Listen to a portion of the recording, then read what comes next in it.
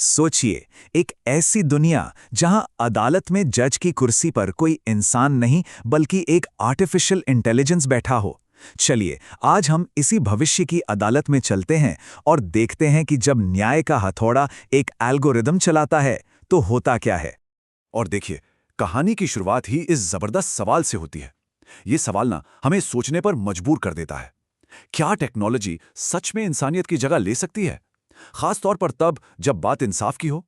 तो कहानी हमें ले जाती है साल 2045 के भारत में, एक एकदम हाईटेक कोर्ट रूम जहां सब कुछ टेक्नोलॉजी से चलता है। और यहां पारंपरिक जज की जगह ले ली है एक आर्टिफिशियल इंटेलिजेंस ने। तो मिलिए, इसका नाम है न्याय सूत्र। एक ऐसा एआई जिसे सिर्फ और सिर्फ एक काम के लिए बनाया गया है, वो है इमोशंस और किसी भी तरह के बायस से एकदम फ्री होकर पूरी तरह लॉजिक और डेटा पर बेस्ड न्याय देना। क्या यही है न्याय का भविष्य? और इसी भविष्य की अदालत में हमारे सामने आता है आरव सेन का केस।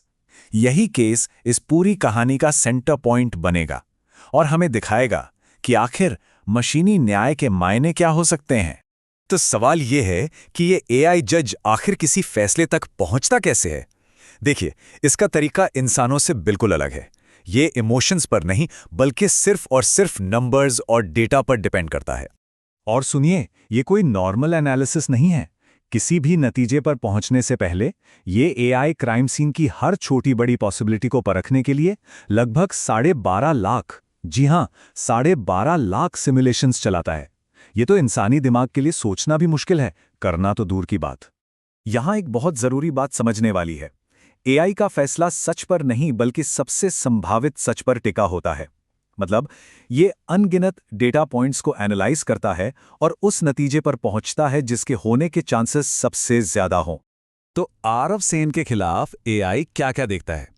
देखिए, गाड़ी के डेटा लॉग्स, उसकी जीपीएस लोकेशन और क्राइम सीन पर उसके शरीर के बायोसिग्नल्स, जैसे दिल की धड़कन का अचानक से बढ़ जाना।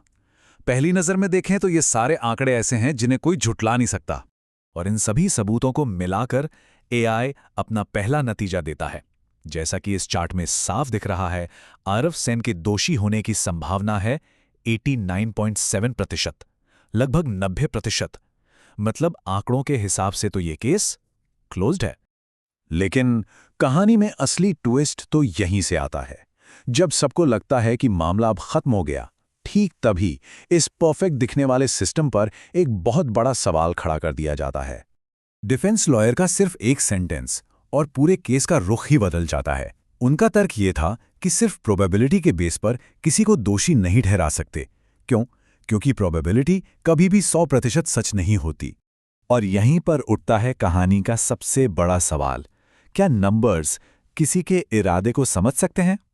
क्या कोई एल्गोरिदम इंसान की नीयत को पढ़ सकता है? जो कि देखा जाए तो इंसाफ का सबसे जरूरी हिस्सा है। और देखिए, डिफेंस ने सिर्फ सवाल नहीं उठाया बल्कि सबूत भी सामने रखे। पिछले 500 केस का एनालिसिस किया गया और उससे पता चला कि एआई के कोड में एक छिपा हुआ बायस था, एक पूर्वाग्रह जो उसके हर फैसले पर असर डाल रहा था। ये चार्ट उस गड़बड़ी को बिल्कुल साफ दिखाता है। डेटा से ये पता चला कि एआई एक खास सोशल ग्रुप के लोगों के खिलाफ 17.3% ज्यादा पक्षपाती था। सोचिए, ये एल्गोरिथमिक बायस का एक बहुत ही खतरनाक उदाहरण था, जहां मशीन इंसानों की ही गलतियों को हूबहू दोहरा रही थी। और इस खुलासे के बाद एआई पहली बार खुद पर शक करता है। एक मशीन के लिए ये एक एक्स्ट्रा ऑर्डिनरी मोमेंट है, जहां वो अपनी ही प्रोग्रामिंग पर सवाल उठा रहा है। इससे पता चलता है कि वो अपने कोर कोड को फिर से जांचने की काबिलियत रखता है। तो इस टर्निंग पॉइंट के बाद कहानी अब नंबर्स से आगे बढ़कर एक ज्यादा कॉम्प्लेक्स और कह सकते हैं कि एक मानवीय सच्चाई की खोज में निकल पड़ती है। एक ऐसी खोज जहां डेटा सिर्फ शुरुआत है, अंत नहीं। अपनी गलती मानने के बाद एआई कुछ ऐसा करता है जो किसी ने सोचा भी नहीं था। वो एक बिल्कुल नया प्रोटोकॉल एक्टिवेट करता है। एक ऐसा प्रोटोकॉल जहां वो सिर्फ बाहरी सबूतों को नहीं देखेगा बल्कि सीधे इंसान के दिमाग के अंदर झांकेगा। तब एआई आरव की यादों को सीधे स्कैन करता है और जो सच सामने आता है ना, वो सच में चौंकाने वाला है। एक तरफ जहां डेटा उसे एक अपराधी बता रहा था, वहीं उसकी यादें दिखाती हैं कि उसका इरादा किसी को चोट पहुंचाना था ही नहीं, बल्कि वो तो एक घायल इंसान की मदद करना चाहता था। तो अब हम इस पूरे विश्लेषण के आखिरी हिस्से में पहुंच गए हैं, जहां इस केस का फैसला सुनाया जाएगा। और ये फैसला कानून और टेक्नोलॉजी के भविष्य के लिए बहुत गहरे मायने रखेगा। और फाइनली न्याय सूत्र अपना फैसला सुनाता है, और ये वो फैसला था जो किसी ने उम्मीद नहीं की थी। ये सिर्फ गिल्टी या नॉट गिल्टी का फैसला नहीं था, नहीं। एआई ने आरफ को मर्डर से तो बरी कर दिया, लेकिन लापरवाही के लिए उसे समाज सेवा की सजा दी। ये एक ऐसा फैसला था जिसमें डेटा के साथ साथ इंसानियत भी शामिल थी। और आखिर में डिफेंस लॉयर और एआई के बीच का ये डायलॉग पूरी कहानी का सार है। एआई सिर्फ एक टूल नहीं है, बल्कि एक ऐसा सिस्टम है जो अपनी ही गलतियों से सीखकर इवॉल्व हो सकता है। और सच पूछिए तो यही इस कहानी की सबसे बड़ी सीख है। शायद असली मकसद इंसानों को टेक्नोलॉजी से रिप्लेस करना है ही नहीं, बल्कि एक ऐसा सिस्टम बनाना है जो अपनी कमियों को खुद पहचाने और उन्हें सुधार भी सके। तो भविष्य में इंसाफ कैसा होगा? ये कहानी हमें बताती है कि शायद एआई इंसानी जजों की जगह नहीं लेगा, बल्कि उनके साथ मिलकर न्याय को और बेहतर बनाएगा।